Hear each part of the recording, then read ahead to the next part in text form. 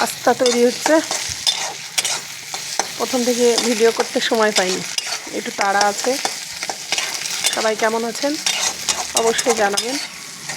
অনেক দিন পর ভিডিও দিচ্ছি, তা আবার রান্নার।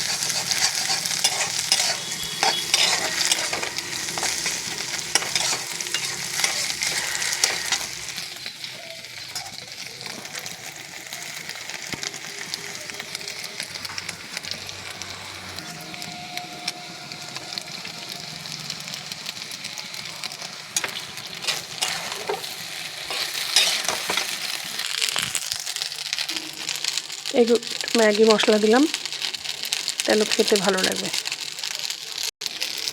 সস,